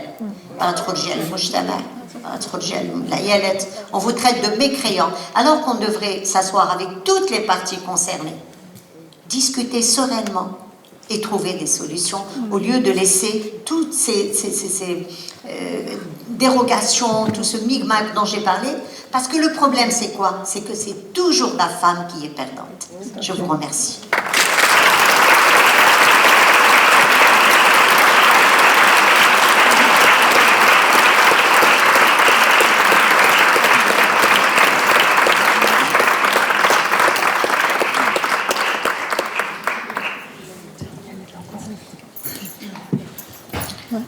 Merci infiniment. Un succès sans nom. Une ovation, une star. Donc ça va être difficile comme ça de continuer après cette performance. Je dirais la moitié de la salle en totale hilarité. Donc j'ai pas ton humour, mais bon. Non. Mais je pense qu'on a à peu près une demi-heure et qu'on souhaite avoir aussi un peu d'échange avec la salle. C'est ça, je regarde, je parle sous le contrôle des organisateurs. Mais j'aimerais quand même peut-être amener 3 éléments et je serais vraiment intéressée d'avoir tes réactions. Donc je vais nous repositionner un peu dans l'espace européen. Et donc essayer de proposer un questionnement et avoir tes réactions au sujet de cette question de la sexualité intramuros. Alors, donc tu as de manière extrêmement intéressante, j'essaierai de faire des recherches pour approfondir ça, montrer le décalage entre de facto le contrôle du corps et du plaisir, du désir féminin dans les sociétés patriarcales et leur actualisation dans le cas dans le cas présent au Maroc, le décalage entre ça et des sources scripturaires et même une tradition théologique qui peut promouvoir en fait une sexualité positive en harmonie avec la foi. Or ici donc nous n'avons pas ces régulateurs sociaux que serait la virginité, que serait le mariage. Le mariage n'est même plus tellement un régulateur social des relations entre les hommes et les femmes. Donc prenons ce point de départ-là, l'absence de ces régulateurs, plus évidemment, centralement, l'égalité formelle entre les hommes et les femmes qui est inscrite dans le dispositif juridique et dans la loi. D'accord ? Bon, mais vous me sentez venir peut-être avec la suite, à savoir, et pourtant, est-ce que les femmes ont du plaisir ? Alors, je pense que, je pense pas, j'observe, on constate tous qu'il y a quand même un mouvement pour parler des canaux digitaux mondialisés qui s'est appelé MeToo, que ça a quand même bouleversé peut-être certains plus que d'autres qui ne sont pas de la classe sexuelle féminine, parce que par expérience, en fait, il n'y avait pas de bouleversement à avoir, parce que c'était au fond plutôt la documentation d'une réalité qui est en fait dissimulée, mais qui est connue dans une sorte d'omerta. Et beaucoup des derniers épisodes du MeToo, notamment dans les mondes de l'art, révèlent en fait voilà, le secret consenti, hein, ou en tout cas, à défaut d'avoir le contre-pouvoir de faire des révélations et d'avoir de la marge de manœuvre, c'est plutôt aussi une sorte de résignation, hein, c'est plutôt une sorte de consentement forcé. Donc, avec même dans les cas du cinéma, une certaine mollesse dans la réaction des hommes de pouvoir, des femmes de pouvoir, hein, parce que tu parlais aussi beaucoup du rôle des femmes, au fond, dans la reconduction des inégalités sociales et puis des inégalités dans l'accès à la sexualité. Donc, je pense que ça peut être très intéressant de transversaliser cette question de l'inégalité face à la sexualité et l'inégalité dans l'accès au plaisir, par analogie, parlant des sociétés européennes où il n'y a aucune régulation par la virginité, il n'y a aucune régulation par le mariage, il n'y a même aucune régulation du tout presque. Je veux dire, en tout cas, en termes de morale sociale, il y a une permissivité qui est là. Donc, MeToo, premier terrain qui est intéressant. Et puis, au-delà, parce que en outre, moi, je m'intéresse beaucoup à ces questions depuis 25 ans à peu près, donc je suis quand même un peu les travaux qui sont là-dessus, mais au-delà des cas et des situations d'abus qu'on révèle MeToo, la question même de la sexualité féminine est quand même relativement désastreuse, en fait, hein, en Europe. Je veux dire, tout ce que j'ai pu lire à ce sujet, et que en partie aussi MeToo a révélé, parce qu'il n'y a pas que les abus qui étaient concernés, c'était aussi t'as joui. Il y avait pas mal de trucs marrants sur, et puis aussi la découverte du clitoris. On n'arrête pas de parler du clitoris comme si ça avait été inventé il y a 5 ans ou 10 ans. Donc je pense qu'il y a eu aussi une espèce de retour sur expérience, à quel point la misère sexuelle est une réalité ici, dans nos sociétés, tout ce qu'il y a de plus européen, et où les magazines n'arrêtent pas d'en parler. Il y a une inflation, la pornographie est accessible à partir de 9 ans, je pense que c'est la moyenne d'âge de découverte de la pornographie,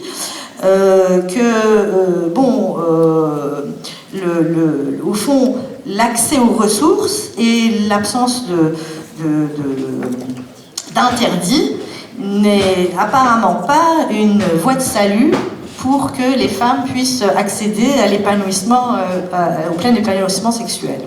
Parce que, par exemple, je repense un peu anecdotiquement à la question de la masturbation. Je pense qu'il y a 50% des femmes qui ne sont jamais masturbées dans la plupart des sondages. Que le nombre, je peux plus le dire, mais je veux dire le pourcentage de femmes qui ne connaissent pas d'orgasme, même dans des couples de longue durée, etc., est très impressionnant. Enfin, voilà, tu as compris un petit peu où je veux en venir.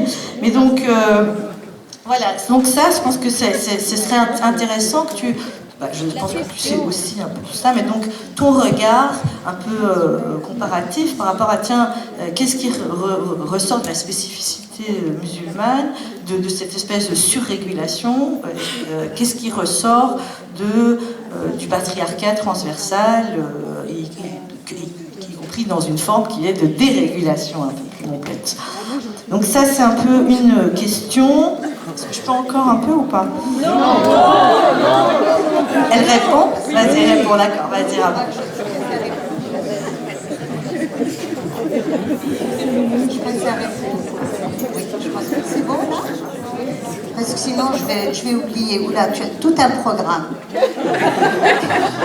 Je te jure que si tu sortais tous les hommes de la salle, tu me laissais juste avec des femmes, je répondrais. Écoute, tu es en train de parler de l'accès au plaisir des femmes.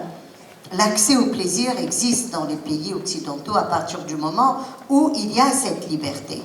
Pas dans les communautés, pas chez les populations maghrébines. La madame, depuis tout à l'heure, vous m'envoyez un signal pour me dire pas ici. Ça se comprend très bien.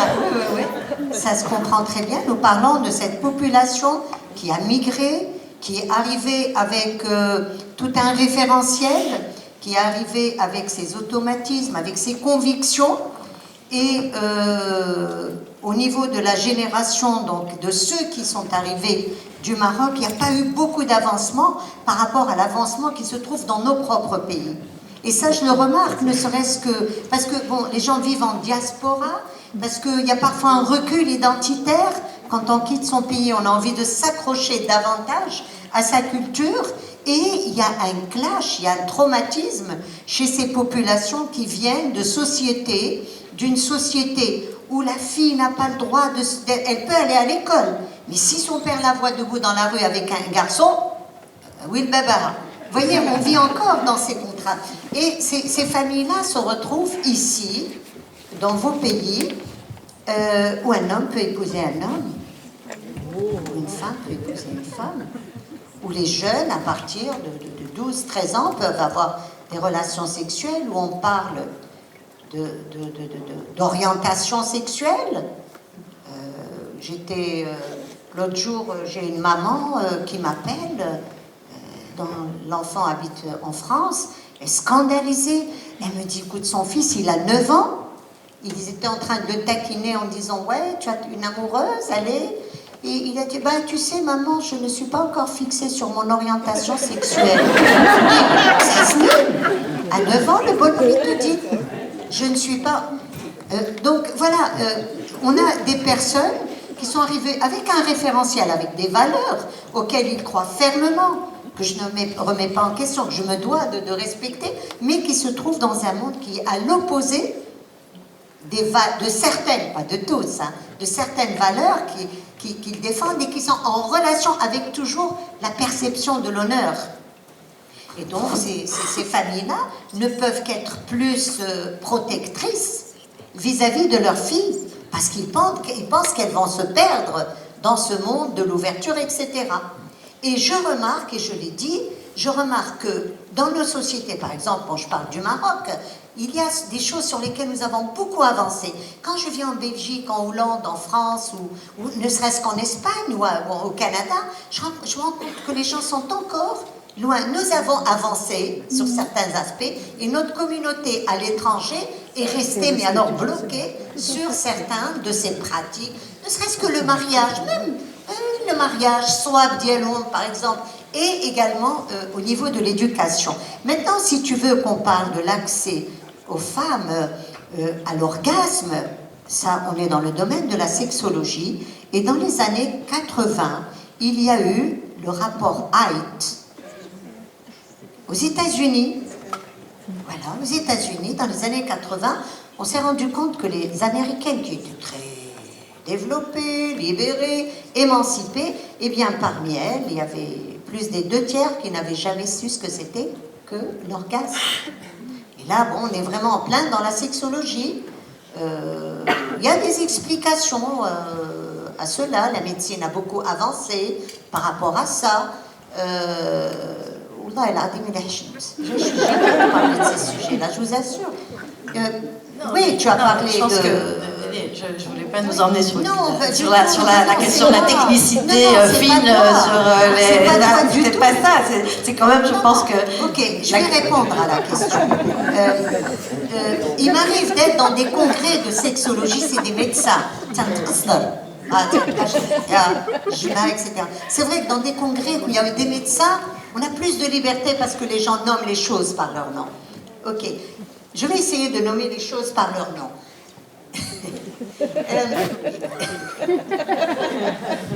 Ok.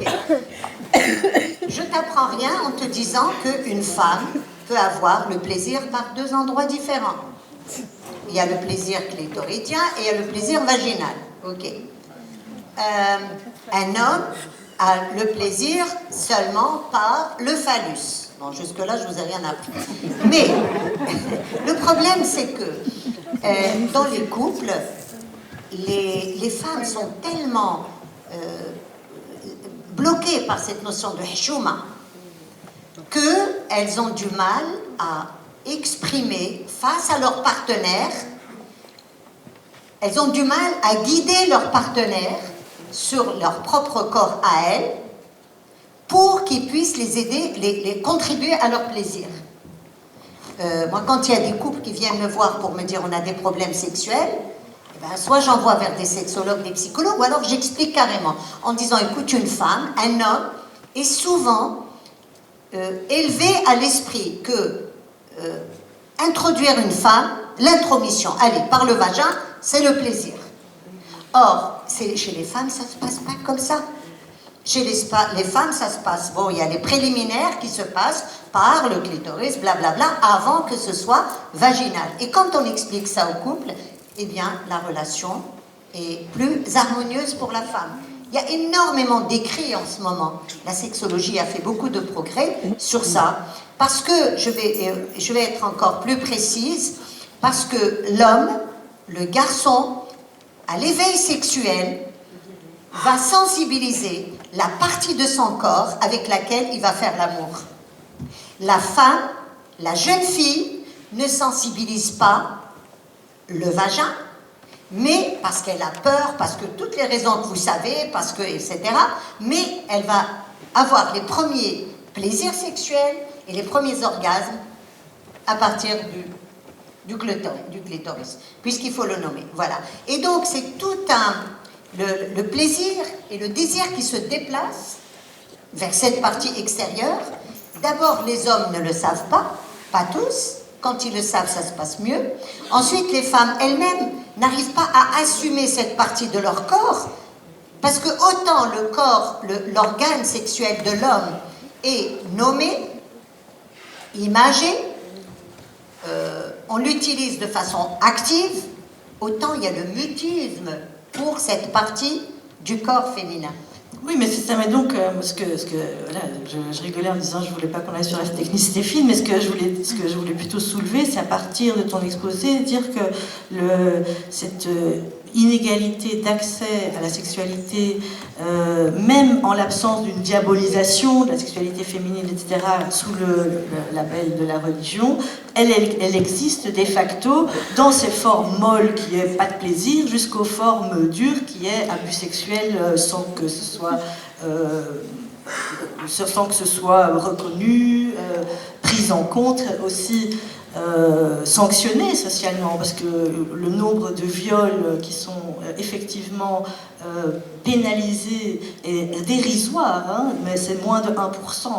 Donc c'était pour simplement transversaliser et de dire qu'il y a... alors sur la question des femmes musulmanes, donc, dans le sens qu'ils se disent musulmanes et qui veulent rendre compatible la sexualité et la foi, il y a quelque chose quand même d'intéressant qui, en tout cas en ce qui concerne la France et la Belgique, on voit de plus en plus, enfin, je suis sûre que dans la salle, certains les connaissent, des figures assez notoires de sexologues musulmanes qui écrivent des livres sur la chouma, qui sont praticiennes, cliniciennes, qui reçoivent dans leur cabinet et qui sont dans cette démarche d'entre-deux, de critique intracommunautaire par rapport à voilà, une vision patriarcale de la religion et de comment elle gère la sexualité, et en même temps une critique extracommunautaire de l'islamophobie genrée, qui les réduit à, parce qu'elles portent le foulard ou pas, parce qu'elles se disent musulmanes, les réduisent à des femmes soumises, aliénées, etc. Et souvent avec une certaine instrumentalisation du droit des femmes pour dire l'islam champion du sexisme. Et là, c'est intéressant le canal de la sexologie comme pratique pour montrer tous ces phénomènes qui sont en jeu quand on est femme minoritaire en Europe musulmane. C'est vrai qu'il y a ces stéréotypes, effectivement, que l'on remarque et qui sont dus au fait qu'il y a une méconnaissance totale d'abord de l'islam, des préceptes de l'islam, une méconnaissance totale, enfin des confusions entre un foulard et de l'activisme terrorisme. C'est extraordinaire. Et moi, ce que je remarque, c'est que les femmes marocaines, en tout cas, qu'elles soient là, qu'elles soient au Maroc, maghrébines en tout cas, puisque c'est les populations avec lesquelles je travaille dans les pays européens ou au Québec, je me rends compte que les femmes revendiquent l'équité, elles revendiquent leurs droits, elles revendiquent dans le couple, elles revendiquent le partage des rôles au sein des ménages. Et ça, c'est même au Maroc. Je dis même parce que on a tendance à penser que l'homme marocain, ici, contribue aux travaux ménagers. Et je pense qu'il contribue plus qu'au Maroc. Ça, je pense qu'il contribue plus. Et on a tendance à penser que la femme avec son foulard est complètement soumise. Et nous avons dans les associations féministes beaucoup de femmes qui portent le foulard, énormément. Et ce qui est amusant, c'est que parfois, moi je vois mes étudiantes, elles ont 18-19 ans, je ne fais pas l'apologie du foulard, moi je suis contre, je ne veux pas le porter, mais je respecte, je comprends qu'une personne veuille se couvrir les cheveux, c'est son droit le plus absolu, mais je vois par exemple ces jeunes filles, comment elles en veulent et comment elles militent, quand elles pensent que ça vaut le coup, qu'elles sont dans une situation dévalorisée, parce qu'il n'y a pas que ça dans les familles. Et par exemple, elles vont prendre des arguments dans le Coran, dans la Sunna, dans la vie du prophète, pour revendiquer, par exemple, ce qu'elles considèrent comme de l'équité. Je pense, par exemple, à cette fille à qui je demandais, et c'est un discours que j'entends souvent, tu vas te servir ton mari à la maison comme ton père, ta mère l'a fait avec ton père. Elle va dire, mais jamais de la vie, mais Rasoul celle-là, il faisait lui-même son linge et son repassage. Enfin, repassage, non, il raccommodait ses... Mais c'est des filles qui me disent, mais ça va pas, mais le prophète, ou le Sayyidina Omar al-Khattab, un des compagnons du prophète, faisait lui-même sa lessive, sa vaisselle. Tu vois ce que je veux dire, c'est que bon, les femmes font un travail fabuleux pour faire avancer les choses, pour gagner l'équité, etc., qu'elles aient le foulard ou pas. Elles le font, et puis elles le font très bien. On doit donner la parole à la salle. Non, on veut absolument donner. Je veux dire, c'est maintenant ou jamais, c'est ça que je voulais dire dans la J'aimerais écouter la salle. Pour les personnes en haut, voilà, ma collègue Clara se trouve aussi avec un micro. Donc on va peut-être faire deux, comme ça on est sûr que tout le monde a la parole. Est-ce que quelqu'un a une question? Voilà.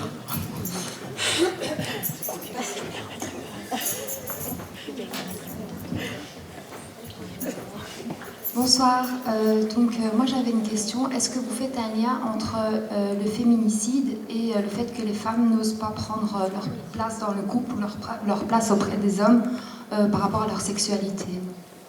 Pardon? Avec le féminicide, le fait que les femmes elles sont moins protégées, on le sait bien. Malgré les lois, malgré que ce soit dans l'Occident ou dans l'Orient, il y a ce rapport de force qui est... que ce soit sur le point de vue anatomique ou sur le point de vue de l'histoire et de l'évolution, qui fait qu'aujourd'hui, une femme, quand bien même elle serait protégée par des mariages, elle serait protégée par des religions, elle reste face à un homme qui est plus fort qu'elle, et que du coup, comment est-ce qu'on peut trouver une place éthique, égalitaire, pour pouvoir justement exprimer cette partie de sa sexualité en face d'un homme. Voilà. Alors, si j'ai bien compris la question, le féminicide est le lien avec la sexualité, c'est ça? En fait, le féminicide, il est là. Oui. Il fait partie de la réalité des femmes, aujourd'hui, Oui. encore, malheureusement. Et malgré les lois, qu'elles soient du côté Occident ou Orient, malgré les religions, malgré les contrats de mariage, qu'ils soient signés ou pas signés, au final, on se retrouve devant cette inéquité, cette inégalité. Comment la sexualité de la femme, elle peut s'exprimer librement dans un contexte pareil? S'il y a féminicide, c'est la faute des femmes. هما اللي داسرين تدوي بالعربية العائلات اللي داسرين ما بقاوش تيصبروا ولاو تيجاوبوا الرجال. C'est votre faute les femmes s'il y a le féminicide. Eh oui. En fait, les hommes ne sont pas éduqués à dialoguer avec les femmes. Vous savez, dans toutes les cultures, oui, la fête défense, exactement. Dans toutes les cultures, vous savez ce qu'on raconte sur nos sociétés, qu'elles soient musulmanes, arabes ou non, finalement, existe dans toutes les cultures avec des degrés moindres. Et dans toutes les cultures, l'environnement, si ce n'est pas l'éducation directement, c'est l'environnement apprend aux hommes qui doivent être supérieurs aux femmes. Dans nos cultures, c'est encore pire, puisque القيمة الراجل هي السلطة اللي عنده على العيالات. L'homme الراجل اللي هو الراجل بصح هو اللي عنده السلطة. Le vrai homme, c'est celui qui a de l'autorité sur ses femmes. Et on arrive à un moment où les femmes acquièrent de la valeur, elles veulent tout partager. Elles veulent partager les prises de décision, elles veulent partager les rôles au sein du foyer, les budgets, etc. Et on est face à des hommes qui ne sont pas encore habitués à percevoir l'épouse de cette manière-là. Les hommes sont encore éduqués, et je suis désolée de le dire, ce sont les mères qui les éduquent. Ils sont encore, l'homme veut les avantages du mariage, tout en gardant les avantages du célibat. Et il veut une femme très moderne à l'extérieur du foyer, mais il la veut traditionnelle à l'intérieur des foyers. Pourquoi? Parce que nos sociétés ont évolué très, très, très rapidement. Et même les sociétés occidentales, elles ont, vous savez, imaginez ce qu'était, dans les années 40, ce qu'était la Belgique, ce qu'était la France, ce qu'était l'Allemagne dans les années 40.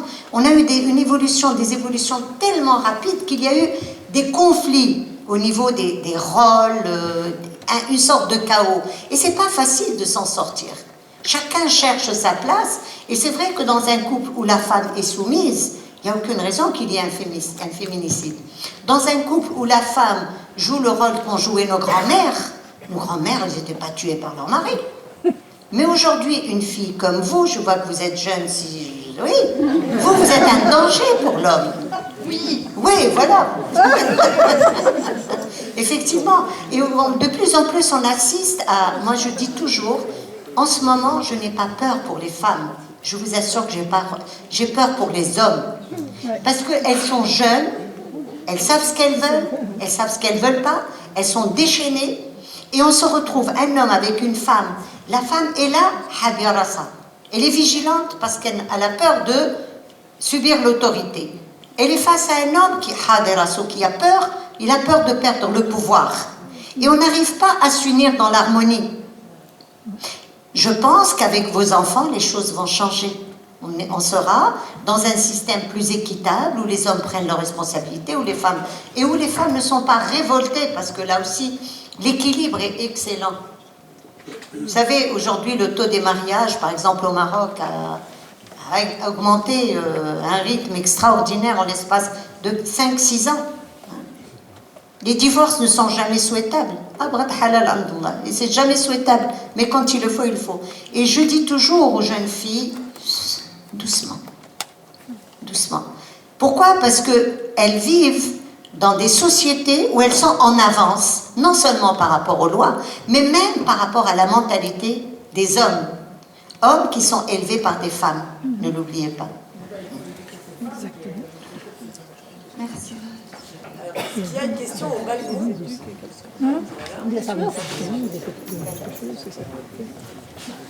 Merci Madame Guessos pour votre exposé. C'est un vent de fraîcheur et ça fait tellement du bien d'entendre ça. Moi je suis psychologue et je crois qu'on est de la même génération, mais j'ai grandi au Maroc, je suis arrivée ici, j'avais 18 ans et je vous assure que quand je suis arrivée, parce que j'ai grandi à Casablanca, que vous connaissez sûrement, qui est une ville très ouverte. Moi, je fumais sur les terrasses, enfin, passons. Et quand je suis arrivée ici, j'ai été étonnée que des femmes belges étaient beaucoup moins féministes, et en tout cas exigeantes, et beaucoup moins rebelles que moi. Et alors que j'ai grandi dans une société musulmane avec des parents musulmans qui m'ont éduquée dans cette religion aussi. Et tout ce que vous dites sur les règles, le désir, les femmes n'ont pas de plaisir, c'est des mauvaises femmes, tout ça j'ai connu.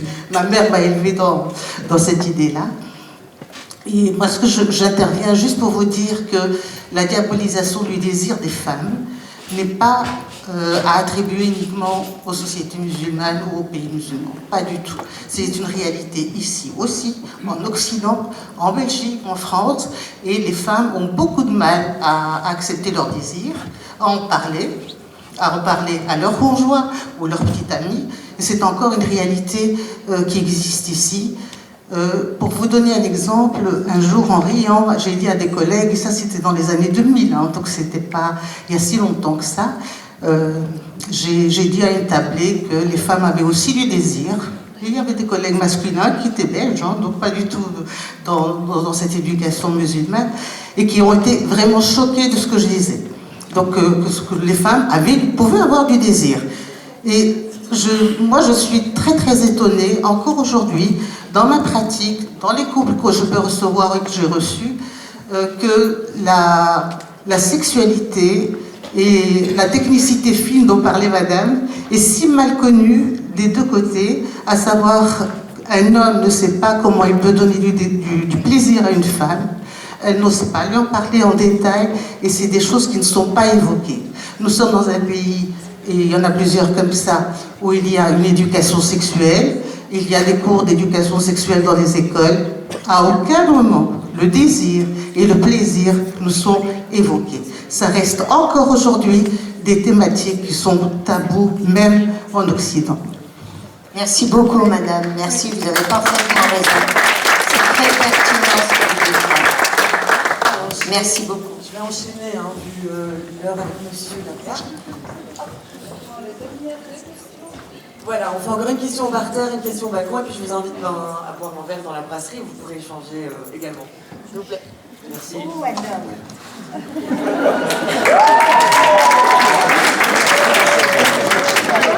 Merci beaucoup, Madame, de votre intervention. Quelques minutes avant que vous commenciez, donc, il y a eu le vote en France de l'inscription de l'IVG dans la Constitution. Est-ce que vous pouvez nous dire sur ce sujet-là, fort important pour les femmes? Est-ce que je peux dire, pardon, Qu'est-ce que votre avis concernant la situation du débat, par exemple, de l'interruption volontaire de grossesse au Maroc et dans les pays arabo-musulmans? Merci. Merci, monsieur. Je vais vous dire, je suis une femme. J'ai eu 2 grossesses. Et je peux comprendre ce que c'est que l'avortement. Je peux comprendre ce que c'est que de porter une grossesse non désirée. Ça doit être quelque chose de horrible que de porter 9 mois une grossesse non désirée. Sincèrement, moi, je suis pour. Je peux choquer quelques personnes, mais je pense qu'on doit donner le droit à une femme de contrôler son corps. Et on ne doit pas imposer à une femme de faire un enfant qu'elle ne désire pas. Bravo.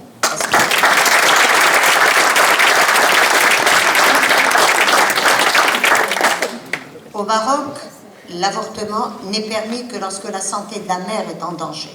On a bataillé, on a eu quelqu'un qui a bataillé fort, Shakib Shraibi, Shafer Shraibi, qui est médecin, qui bataille fort pour libérer l'avortement.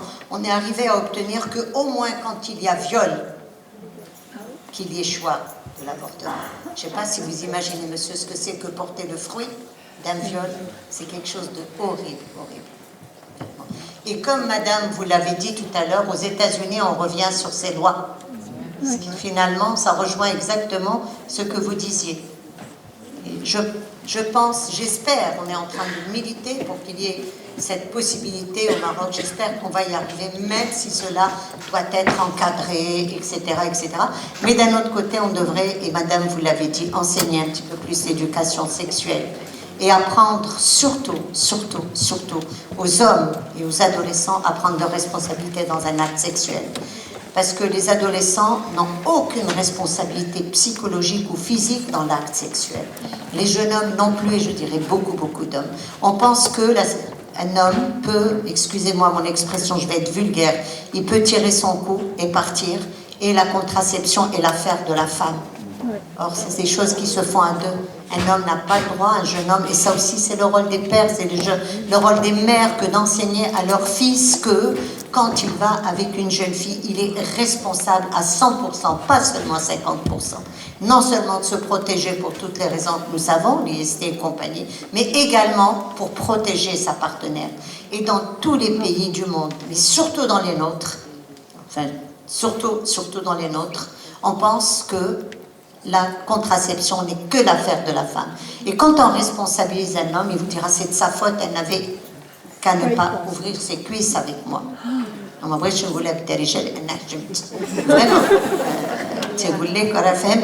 elle n'avait qu'à ne pas ouvrir, c'est-à-dire qu'elle n'avait qu'à ne pas se donner.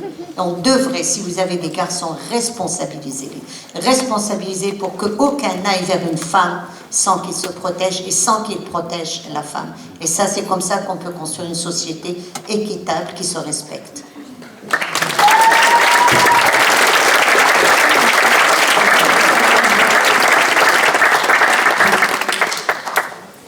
Voilà, on prend la dernière question du coup. Bonsoir, salam alaikum. Madame Issous, merci pour la présentation. Voilà, je tenais à vous remercier. Oui, je suis là. C'est un homme. Je suis encore un homme, là. Ouais. Désolé, hein. Ouais. Donc, je voulais d'abord vous remercier. Je crois que j'ai le papier de Emiliano, hein. J'ai récupéré à l'entrée, hein. Je peux lui donner, hein. Il peut refaire sa présentation. D'accord. Bon, ma question, je rejoins madame qui a parlé du balcon aussi. Je suis aussi de Casa, je suis arrivé, voilà, et c'est un peu aussi... Alors moi, j'ai ma question, c'est est-ce que c'est l'école, parce qu'il y a tout un débat sur l'école et l'éducation sexuelle. Dernièrement, il y a eu même des conflits, des écoles qui ont été brûlées. Est-ce que l'école... Alors on sait que c'est une structure qui est en faillite aussi. Est-ce qu'elle peut jouer ce rôle-là d'éduquer nos enfants, parce que c'est ça l'enjeu, c'est les nouvelles générations. Hein, est-ce que l'école peut, à votre avis, servir à ça? Voilà, merci. Merci Assidi. Marhaba Bedawat, Ana Bedawiya. Je viens de Casa aussi. Barakallahu fik. Oui, l'école peut jouer un grand rôle, mais je crois que les parents aujourd'hui aussi, on a un très grand rôle à jouer. Avant, les parents étaient analphabètes. Aujourd'hui, on est en train de parler de parents qui ont quand même fait des études, qui sont modernes, qui sont connectés. Et c'est vrai qu'il y a encore cette chouma, cette honte entre les parents. Une mère ne peut pas parler à son fils, mais le père ne parle pas au fils. La mère va parler à la fille pour lui interdire certaines choses.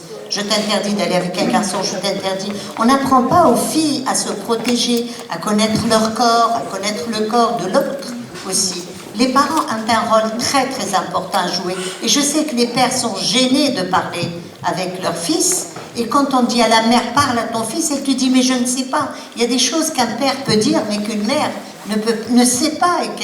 Il y a vraiment une barrière qui sépare les pères, et pas seulement marocains, pas arabes, pas musulmans.